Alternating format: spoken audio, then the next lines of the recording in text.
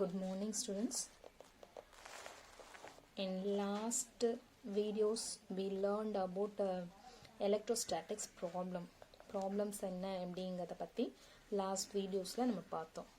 So next நம்ம இப்ப பார்க்க போறது என்ன அப்படினா next we are going to discuss about the current electricity.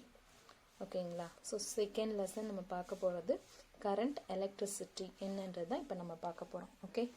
So அப்ப நம்ம first lessonல நம்ம என்ன பார்த்தோம் அப்படினு just ஒரு recall பண்ணலாம் அப்படினா first lessonல நம்ம என்ன பார்த்தோம் அப்படினா the properties of the electric charges பத்தி நம்ம பார்த்தோம். So the electric charges உடைய properties பார்த்தோம்னா அதுவும் எப்போ அப்படினா when it is at rest.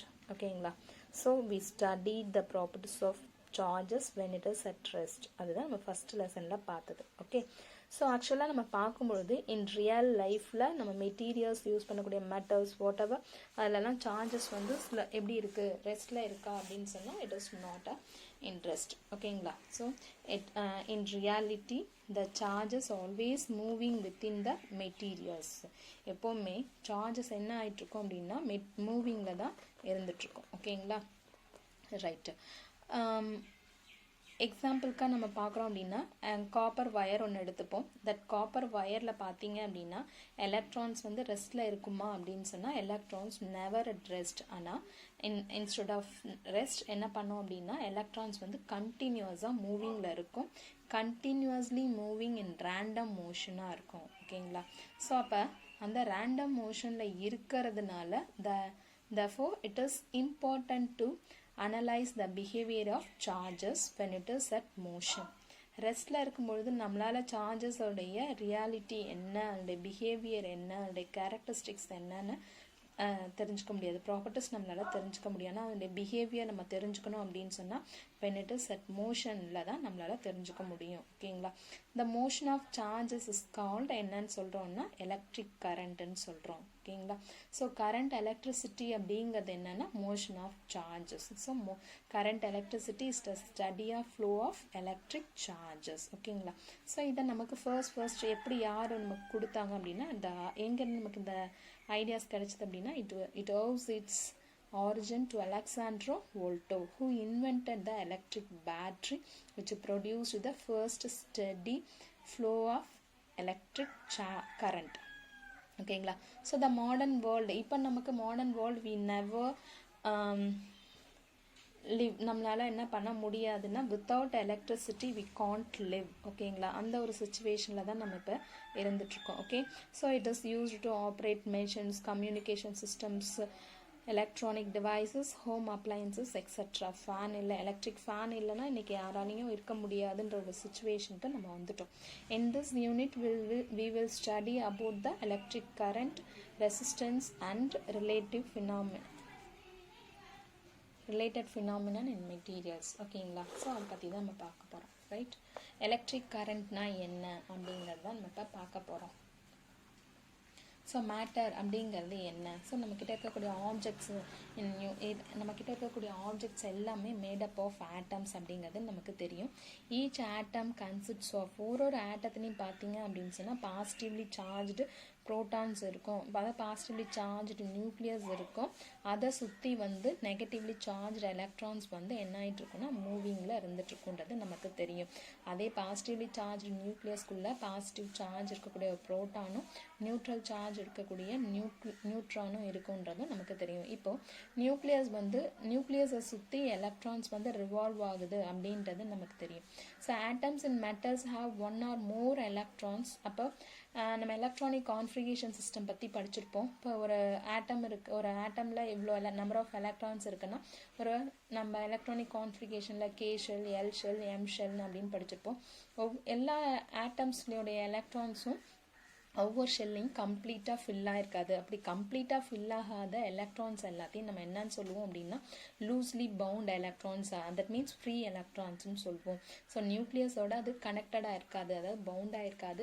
அப்போ என்ன பண்ணுவோம், அதை வந்து ஃப்ரீ எலக்ட்ரான்ஸ்னு சொல்லுவோம். தீஸ் ஃப்ரீ எலக்ட்ரான்ஸாக என்ன பண்ணுவோம் அப்படின்னா easily detached. These free electrons can be easily detached from the atoms. ஆட்டம்ஸ்லேருந்து அதை என்ன பண்ண முடியும்னா ஈஸியாக நம்மளால் வெளியில் பிரித்து எடுக்க முடியும். The substance which have an abundance of these free electrons are called conductors.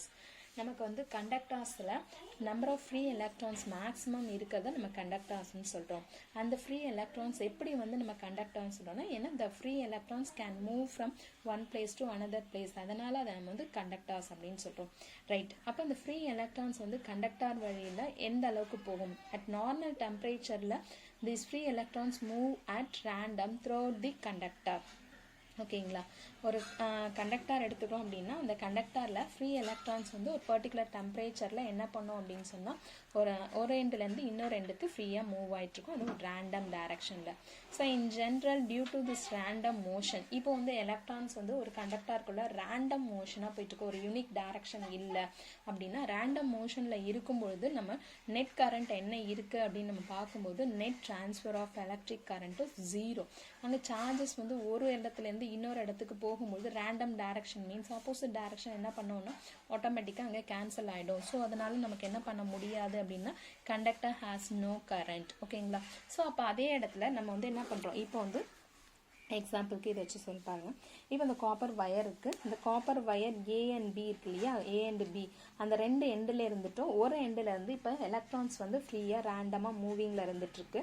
அப்படி ரேண்டம் மூவிங்கில் இருக்கும்பொழுது இந்த காப்பர் வயர் ஏல இருந்துட்டு காப்பர் வயர் ஏலேருந்து பிக்கு ட்ராவல் ஆகும் பொழுது இப்போ என்ன ஆகும் அப்படின்னு சொன்னால் ரேண்டம் மோஷனில் இருக்கும் பொழுது ஒரு டைரக்ஷனில் போகக்கூடிய கரண்ட் எலக்ட்ரான்ஸுடைய மேக்னிடியூட் இன்னொரு டைரக்ஷனில் ஆப்போசிட் டைரக்ஷனில் போகக்கூடிய மேக்னிடியூட் ஆஃப் எலக்ட்ரான்ஸ்னால கேன்சல் ஆகிடும். ஸோ அதனால் ஏலேருந்து பிக்கு போகக்கூடிய கரண்ட்டோட வேல்யூ வந்து 0.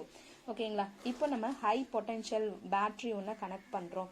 அப்போ கனெக்ட் பண்ணும்பொழுது என்ன ஆகும் அப்படின்னு சொன்னால் இங்கே ஏலேருந்து பிக்கு, ஸோ ஏங்கிறது பாசிட்டிவ் பொட்டென்ஷியல், பிங்கிறது negative potential. So that means A higher potential, B is the negative lower potential.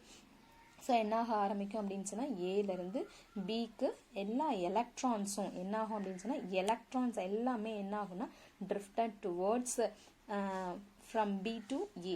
என்ன ஆகும்னா பியிலேருந்து ஏக்கு என்ன பண்ண ஆரம்பிக்கும், எலக்ட்ரான்ஸ் எல்லாமே ட்ரிஃப்டட் ஆகும். அப்படி ட்ரிஃப்டட் ஆகிறத எப்போவுமே நம்ம சார்ஜஸ் வந்து மூவிங்கில் இருந்துச்சுன்னா அதை வந்து எலக்ட்ரிக் கரண்ட்டுன்னு சொல்கிறோம். ஸோ எலக்ட்ரான் எந்த டைரக்ஷனில் போகுதோ அதுக்கு ஆப்போசிட் டைரக்ஷனில் கரண்ட்டு ஃப்ளோ ஆகும். ஓகேங்களா? ஸோ இப்போ இதான் சொல்ல போகிறோம். when a potential difference is applied by the battery across the ends of the conductor, the free electron drift towards the positive terminal of the battery producing a net electric current. இதை வந்து நம்ம ஈஸியாக understand பண்ணுறதுக்காக இப்போ நம்ம எங்கே எடுப்போம். So நம்ம ஒரு பைப் வாட்டர் ஃப்ளோ இருக்கக்கூடிய ஒரு ஈக்வி பொட்டென்ஷியல் இருக்கக்கூடிய ஒரு பைப் எடுத்துக்கிறோம். ஸோ இந்த பைப்பில் பார்த்தீங்கன்னா இப்போ ஈக்குவல் பொட்டென்ஷியல் லெவலில் இருக்கிறதுனால இங்கே வாட்டர் ஃப்ளோ நடக்குமா அப்படின்னா வாட்டர் ஃப்ளோ நடக்காது. அதுவே வந்து இப்போ இந்த டயக்ராம்லேருந்து பார்த்தீங்க, இந்த ஃபிகர்லேருந்து பார்த்தீங்க அப்படின்னு சொன்னால் இங்கே இருக்கிறது ஹை பொட்டென்ஷியல், இங்கே இருக்கிறது லோ பொட்டென்ஷியல், ஆட்டோமேட்டிக்காக வாட்டர் ஃப்ளோ ஆகும்.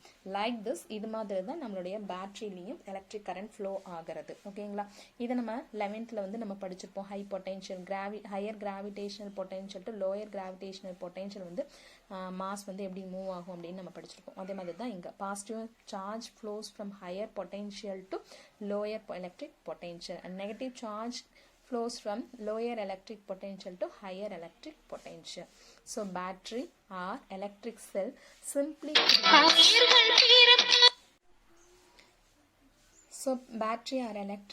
simply creates potential difference across the conductor. Okay, right.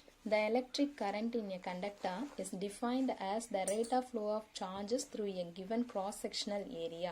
So electric current வந்து நம்ம எடுத்துக்கக்கூடிய ஒரு பர்டிகுலர் கண்டக்டரை எடுத்துக்கிறோம்னா அந்த cross-sectional ஏரியாவில் எவ்வளோ நம்பர் ஆஃப் சார்ஜஸ் வந்து ஃப்ளோ ஆகுது அதுவும் ஒரு பர்டிகுலர் டைமிங்கில், அதை தான் வந்து நம்ம எலக்ட்ரிக் கரண்ட்டுன்னு சொல்லுவோம். ஸோ அதுக்காக கரண்ட்டோட டெஃபினேஷன் நம்ம கொடுக்குறோம் அப்படின்னா if a net charge Q passes through any cross-section of a conductor in time t, then the current is defined as I is equal to Q by T. Rate of flow of charge per time. Rate of flow of charge per time. அதுதான் நம்ம என்னன்னு சொல்கிறோம் அப்படின்னு சொன்னால் கரண்ட்டுன்னு சொல்லிட்டு இருக்கோம். ஓகேங்களா? இப்போ rate of flow of charge per time. But the charge flow is not always constant. But charge வந்து எப்போவுமே எப்படி இருக்காது, கான்ஸ்டண்ட்டாக இருந்துட்டு இருக்காது. ஓகேங்களா? So, okay. Hence current can more generally be defined as I average del Q by del T. Here del Q ங்கிறது என்னன்னா amount of charge that passes through the conductor at any cross section during the time interval del T. அதாவது del Q னா charge வந்து changes ஆகுதும் del tங்கிறது time சேஞ்சஸ்லையும் நடக்கிறது ஓகேங்களா. if the rate at which charge flows changes in time the current also changes. Charge வந்து timing depend பண்ணி charge flow change ஆகுதுன்னா கண்டிப்பாக கரண்ட்டும் சேஞ்ச் ஆகும். ஸோ அந்த கரண்ட்டை என்னன்னு சொல்கிறோம்னா இன்ஸ்டன்டேனியஸ் கரண்ட்னு சொல்கிறோம். That instantaneous current I is defined as the limit of the charge current as del t tends to 0. ஓகேங்களா. I is equal to limit del t tends to 0 del q by del t equal to dq by dt.